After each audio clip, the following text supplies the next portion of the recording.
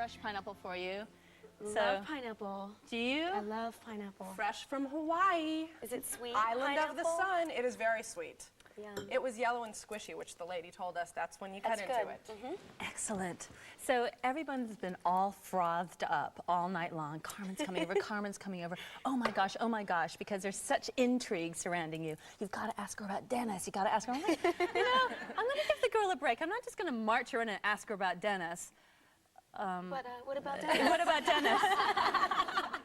Dennis Rodman. I mean, you were married? You're not married? You're not married? We're not married anymore, but we're very good friends, and we love each other very much. We definitely have some kind of strange connection, but you know, I just don't think that right now is the time we need to be together. You know, we're both going, you know, have different things going on, so I'm just trying to focus on my career and my own life. And how did you two even come together? Because it just seems like a real flamboyant clash of trouble. Oh yeah, baby. I think that's what was so, you know, exciting in the beginning, because you know he's such a dangerous kind of guy, and it was exciting and fun, and we had just a blast. We had so much fun together. But we actually met in a nightclub. Imagine that. Hey, you crazy gal. So, I mean, was there any trouble with the fact that you're both obviously a little fiery, from what I've read? I mean, that's kind of dancing with danger there. You know, and fisticuffs. Or handcuffs, no. You know, we just love to have fun, and I lost my mother to cancer about a year ago, and it was. That's when I became really close with Dennis, because he, no matter like what, I mean, we definitely had our problems. I think everybody knows that. But he was there for me during a hard time in my life. So, I don't know, I kind of feel like his mom or something. Like, he's my little boy, and, you know, I'm like, hey, what are you doing now? What kind of trouble is Dennis Rodman getting into now? But, you know, we love each other. We know how to have fun. That's one thing I can say about us as a couple. We have fun. Well, he's definitely a little boy that likes to dress up in his mom's clothes. Exactly. And you've got some nice ones, I can imagine. I can't see her clothes fitting him, though. No, that would they probably don't be fit. very awkward. Oh, so you want to keep him away from the wardrobe. You don't want any big tears in No, those lovely no little way. frillies. So I would imagine that it would be quite difficult to live your life, you know, whoever you're with, in the glare of the tabloids. I mean, that must be hard. You know, at first it was, because, you know, whatever job you have, you're proud of your job, and you try really hard, you put in all your effort, and then when things are made up about you, it's hard, you know, you don't know how to react, it kind of hurts your feelings, but then you sort of get tough, you get used to it, and as long as you know who you are, does not matter what anyone else thinks. So we can't believe everything that we've read? Not everything. 50-50, you know, some things are true, some things aren't, you know. Do you ever, if there's a story that comes out that is completely false, have you ever had a family member call you and be mad at you for not having them know first? Oh, or? my mom used to get so upset.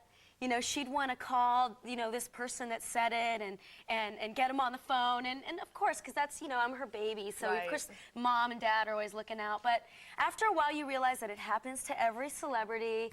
You kind of just take it and you say, you know what, I wanted to be in this business. There's a price to pay. There's a good side and a bad side. And you learn to accept it and you move on. Well, Carmen, I know that you think you're pretty fancy for being in the tabloids, but I've had some tabloid coverage as well. Really? Yeah. Well, I know it's not something to be proud of, but I'll show you anyway. When I was working in England, there was a newspaper called the Daily Sport, although it was known as the Daily Spurt by those who read it and knew that they probably made up everything. And I actually made the cover one day. That's amazing. Mom and Dad, it's a complete lie, but here it is.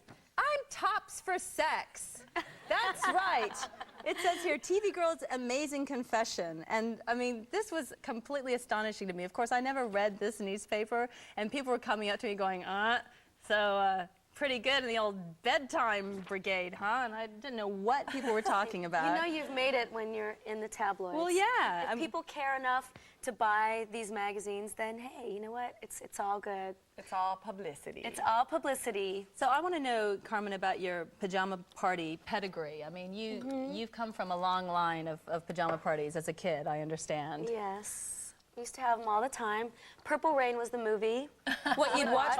You'd watch Purple Rain? We'd watch Purple Rain, and oh my God. And my neighbor's Apollonia, by the way. What, your neighbor now is Apollonia? Yeah, I move into this townhouse, and I'm in Unit A, And I get a little knock on the door. I open the door, and it's Apollonia bringing me coffee, welcoming me into the neighborhood, and I just couldn't believe it. It's like the Prince reunion club It or is. something. Yeah, exactly. And I used to like look up, like, Apollonia, she's so beautiful. She's with Prince, you know. And So then when she was bringing you coffee, was somebody snapping pictures, and the next day it was like Apollonia and Carmen in huge affair? Yeah, exactly. Exactly. She's a lesbian now. Right, exactly. So you must have some good parties though at your condo. If it's the Prince Brigade prancing around. Well, yeah, I like to have parties. I mean, but the neighbors hate me. They don't like me.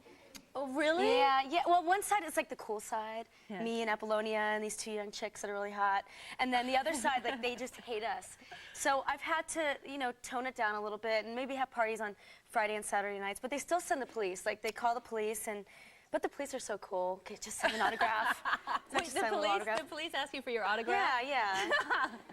See, what you need to do, Carmen, is to invite those snooty neighbors, and then they'll just have to pipe down. Exactly. We did that with Phyllis Diller. That's right, we did do that. And it worked. Phyllis Diller lives next door, and Oh, she was really? complaining, and then we invited her, and now Now she's it's all sweet. good. Yeah, she makes us brownies, she makes popcorn, she's great. So you do have, obviously, an amazing wardrobe. Look at these Perspex shoes you're wearing. Phenomenal. This is Stripper shoes for the pajama party. What are you trying to say about us? You know, this is very appropriate because later on we got a home movie on this amazing strippers museum that's out in the desert. Can't wait to see that. Yeah, so you got to see that. But you have, I heard a very funny story involving a fur coat that you yeah. wore on a shoot. It's kind of embarrassing.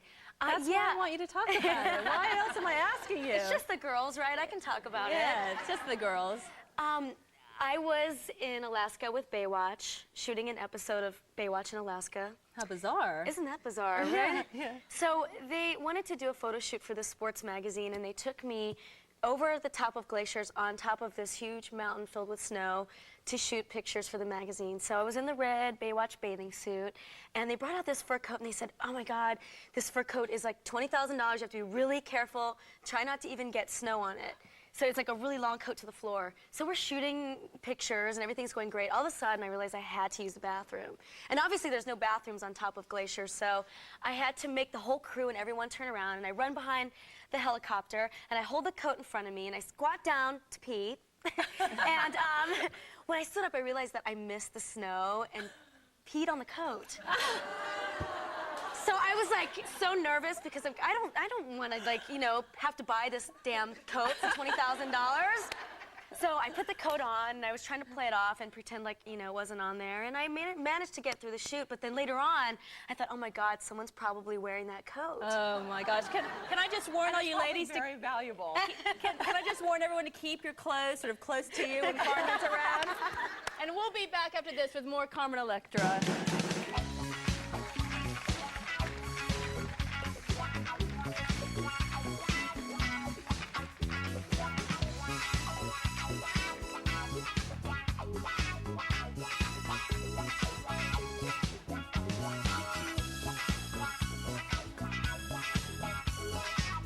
Showing me around, Dixie. I loved it. Honor to have you here.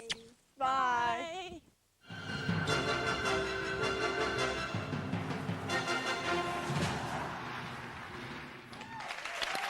there you have it. Wow.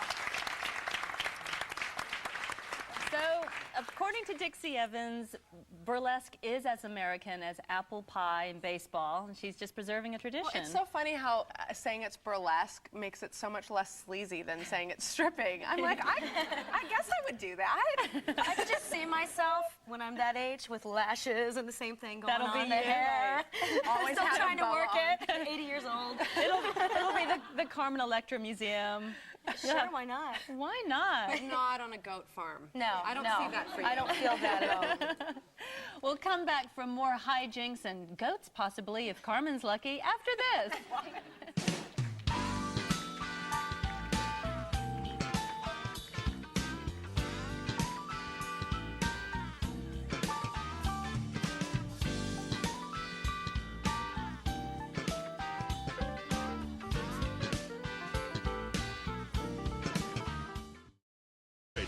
Get into it.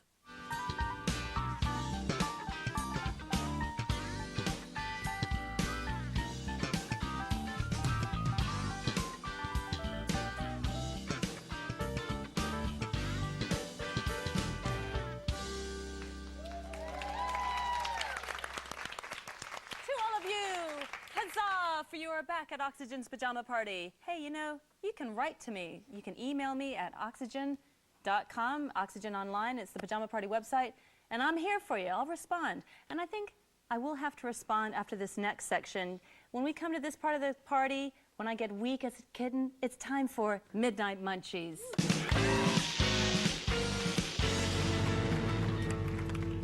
Tonight, the man in charge of Midnight Munchies is more popularly known as the swivel-hipped song stylist of the Dan Band. But tonight, he is merely Chef Dan. Hello. Today I'm going to show you several tasty recipes you can prepare with bugs. Don't say ugh to the bug or squirm at the worm. Actually, eating bugs is a perfectly normal thing in some countries. But today I'll be cooking from a special recipe book called Eat a Bug by David George Gordon. So this is real. You're saying This is real. This is no joke, dude. Okay, I'll stop right. laughing. Backing me up in the kitchen today will be my backup guys, Gene and Daryl. Hello, Daryl. Hello, Gene. Thanks for being here. All right, why eat bugs, you might ask? Why eat bugs? Thank you for asking. Well, they're actually loaded with protein, a significant source of vitamins and minerals, and they're very low in fat. Wow. Now you'll see here that the termites are very high in iron, while the crickets are very high in calcium. Together, crickets and termites are very high in protein, much like beef. Isn't that nice? So those of you on the protein diet can actually, if you can't jump and grab a balance bar, you can bend down into a rose bush and crack down on a cricket. All right, our first recipe is called Chirpy Chex Mix. The special ingredient being what is commonly known as pseudomagoplistis, or our friend the cricket. First up, you take 6 tablespoons of butter with 2 tablespoons of Worcestershire sauce. Mix it all together, 4 tablespoons of Creole seasonings, and a large roasting pan, such as this. Mix in 8 cups of assorted Chex Mix cereal. Very nice. Also a cup of pretzels, and a cup of dry roasted Spanish peanuts from Spain. You can stop right there. That's tasty. Yeah, nummy. Yes. And fattening with all the butter, so who cares about the low in fat cricket? You'll notice that Daryl is ever so tenderly removing the antenna and the wings. Out of respect for the cricket. Now, you add the final actual ingredients, which are the cricks. Foreman. Crick it up. Thank you. Good boy. Now bake at 250 degrees, stirring every 15 minutes. Run along. Through the magic of television, I'll show you the finished product. It's crickalicious. Before we go any further, I'd be remiss if I didn't make some gentle wine suggestions. Because of its light body and subtle texture, nice Pinot Grigio goes very well with any bug of light body and subtle texture. Also, Sauvignon Blanc's crisp acidity and fruitiness is a perfect companion to the woody cricket.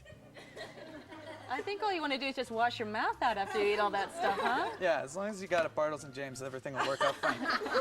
Now I'd like to move on to my favorite, Special Rice Krispie Squares. What's special about them, you may say? What's special about them, Dan? Thank you. Well, that would be the ready uliterous mess, or the termite larva. Oh, God. Oh, Out loud. Sally down. Let's make the recipe. Melt 4 teaspoons of butter with 20 large marshmallows. So far, Look- like the marshmallows. Yeah, thank you. Then add 2½ cups of Rice Krispies. Lightly coat an 8x8 baking pan with vegetable oil, and then press the mixture into the baking pan. Press it.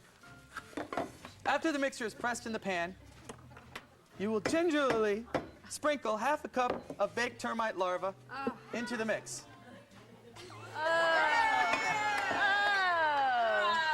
Gently press, allow it to cool, and cut.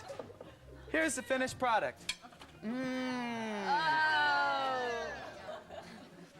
That's it. Now the only... Well, you know what? You don't have to limit your bug eating to just snacks. Bug food is also a very nice salad, soup, dessert, or entree. Such as this gem of a Jiminy, cricket pizza. Or the ever-popular scorpion kebabs. This is real? That's real. Take a bite. The only thing left, actually, is to find some sucker who's gonna eat it. Oh, I sort of feel like I have to resign myself. Carmen, can I tempt you to any of this? I don't think so. Look, I'm just gonna eat this cricket right here, okay?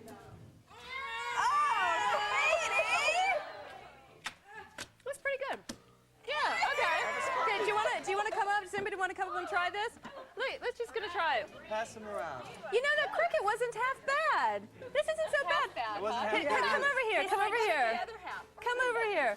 Can I entreat you lovely, gentle viewers at home perhaps to go out in the backyard and dig up some critters and shove them in your mouth as a snack and come back and join us?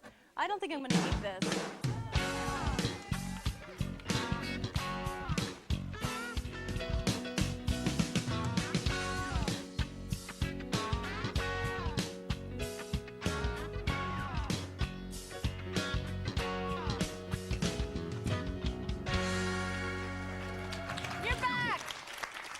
Pajama party with Carmen Electra, and I noticed that you were abstaining earlier from the termite larvae Rice Krispie squares. Well, they were actually smelling kind of good, so I thought I would give it a little try. Oh, really? Yeah, sure. Okay. Why not? Okay.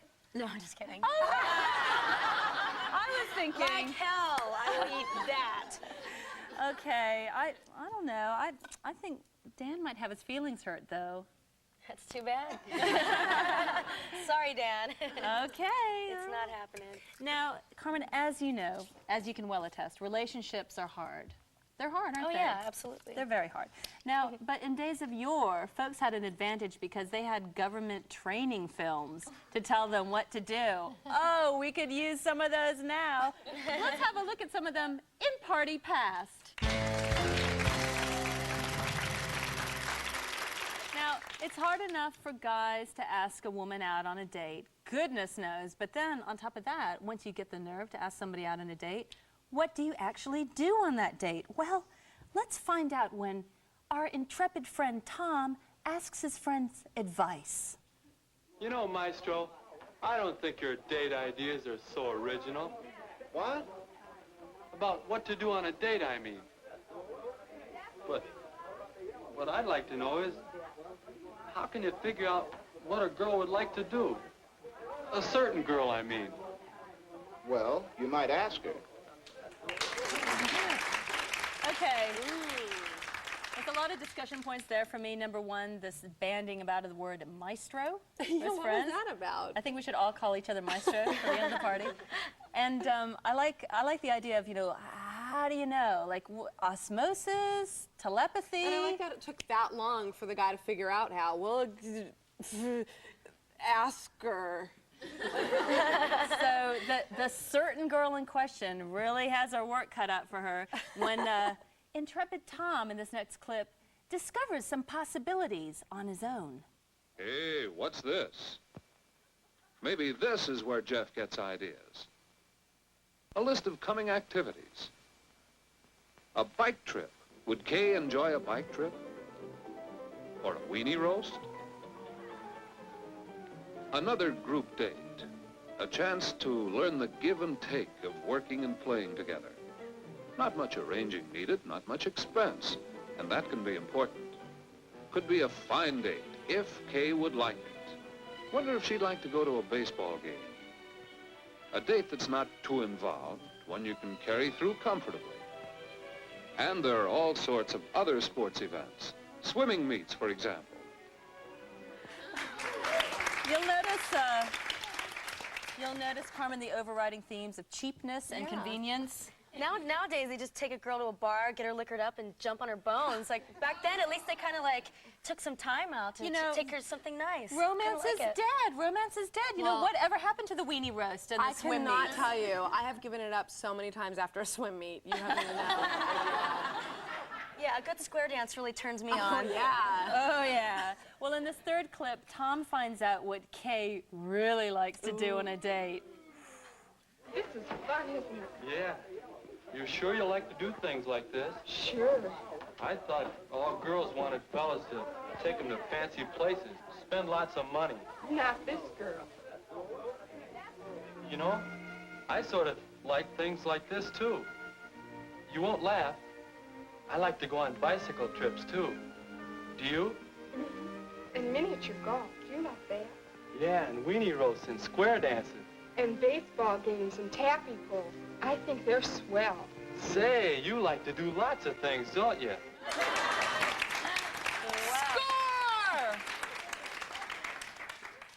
Who are these films shown to? That's what I want to know. Like, who's watching these? The other swell kids and any maestros who might have some questions about dating. I'm just wondering if the kids back then were like us, going, what are we watching? I think they were going, what were we watching? And I don't think Kay is going to take kindly to Tom's implication there that all women are a bunch of gold diggers. He's just saying, Right. hey, I thought all you gals wanted to go to these fancy pants things. I love the, not this girl. I'm the cheapest of the cheap, Tom.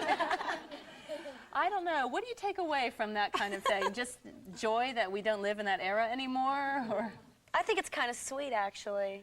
Really? Yeah, in a way. all those circle skirts, Oh. all those push-up bras. Oh. Well, speaking of sweet, we're going to have some musical hanky-panky from Dan and the Dan Band after this. But we're going to practice our square dancing and taffy poles.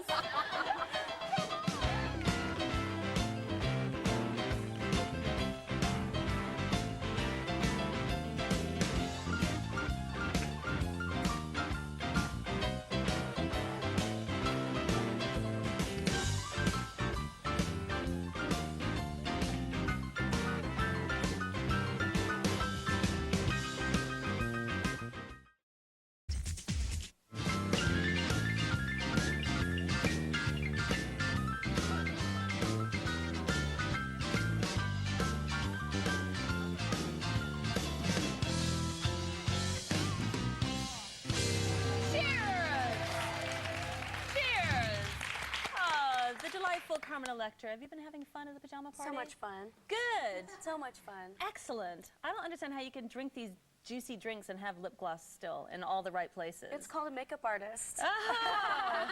Where did he go? He's running around here with his lip gloss. Oh, there's a boy in the house. Quick. Carmen, did you know that my friend Bibi's visiting? She's just right there. There she is. Bibi. Hello. Bibi, something's dawning on me about the fact that you're staying with me. Yeah. I have to pay? Well, there's not that, but I'm actually experiencing quite a lot of anger. And Before you go into your anger, can I just say something that I've noticed? What? That's above me, isn't it? Yes, it is. Is that the closing gag? Oh, it's not. It's Ex-best friend gets it. Is that Lisa's closing gag? No, I is would not. never. But all I'm trying to say to you is I was trying to copy you. You showed up a couple days ago and announced that you're off coffee. And now I'm copying you because I want all the health benefits. Yeah. Less cellulite, no bags under my eyes. But all I am is angry. Yeah. And those bugs crisps aren't making me feel happier. And you'll be angry when you know I've been injecting espresso behind your back. Okay. So No, I haven't. It's good for you. Is it? Is it good? I mean, are you good like that, Carmen? Do you swear off of coffee? I hate coffee. I don't like it. Oh, well, so I'm not even in. But I drink Coca-Cola. Yeah, but That's what I drink. caffeine. That's caffeine. It's the same thing. Caffeine, and I drink like 12 a day. It's all bad. Oh, so you're basically much worse off I'm than I trying was. to stop, but I can't. I can't stop drinking coffee. I try, and then like 3 hours into a day of it, I have a splitting headache. Well, I'm feeling just a little bit angry, but I know that one thing will bring lightness to my heart, and that is the tender loins of Dan and the Dan Band. Please welcome them.